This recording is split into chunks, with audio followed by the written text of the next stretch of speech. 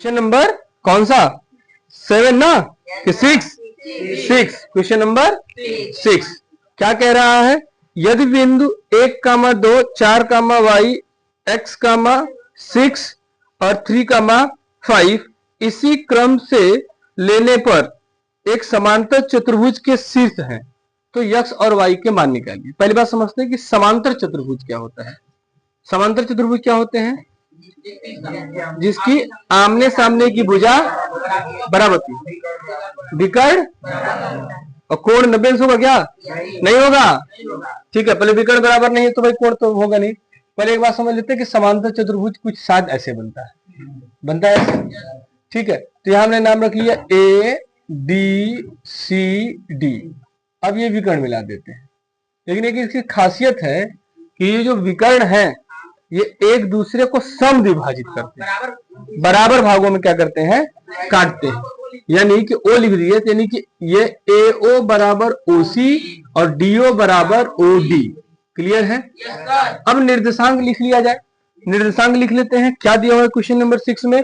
A का है 1, 2, 4, y, x, 6 और ये हो जाएगा 3, 5।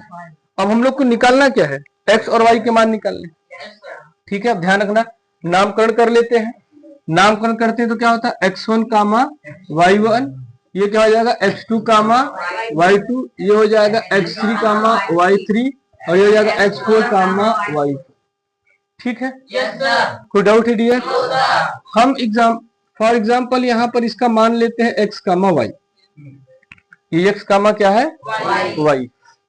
ठीक है, अब ये समांतर चतुर्भुज की आमने सामने की भुजा, लेकिन विकर्ण जो होता है वो एक दूसरे को क्या करेगा? समद्विभाजित करेगा। कोई डाउट है क्या? यानी कि अब यहां से देखा जाए तो AC का मध्य बिंदु जो है O और OB का मध्य बिंदु O जो है, ये दोनों को क्या करेगा? समद्विभाजित करेगा। क्लियर है? O तो दोनों के लिए कॉमन है।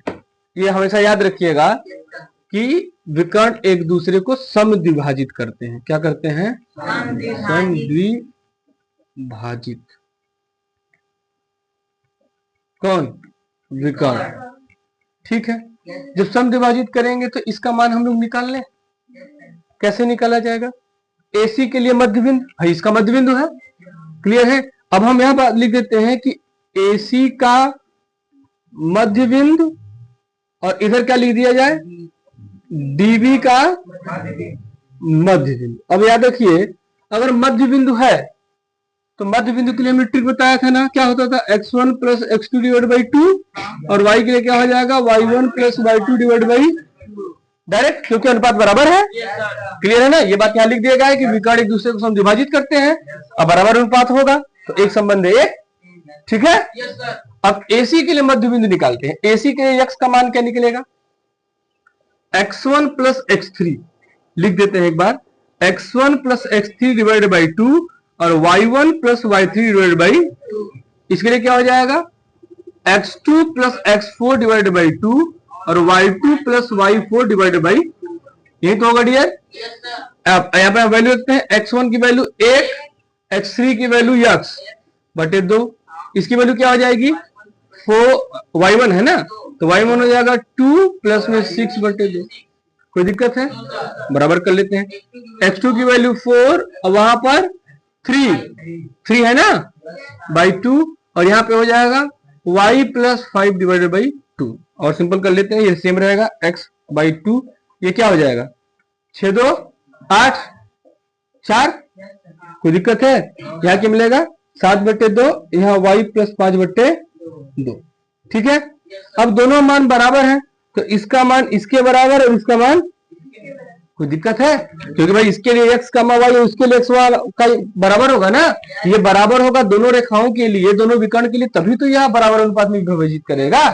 तब इसकी वैल्यू कंपेयर करा तो क्या मिलेगा? 1 प्लस x डिवाइडेड बाई 2 बराबर 7 बाई 2।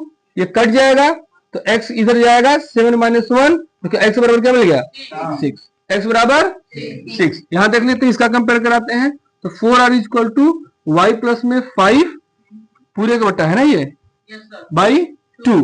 ठीक है, यहाँ 4 है ना, 4 है तो यहाँ जाएगा 4 दूना का 8, y प्लस 5 इधर आएगा तो y बराबर क्या हो जाएगा 8 माइनस 5, तो y बराबर क्या मिल गया 3।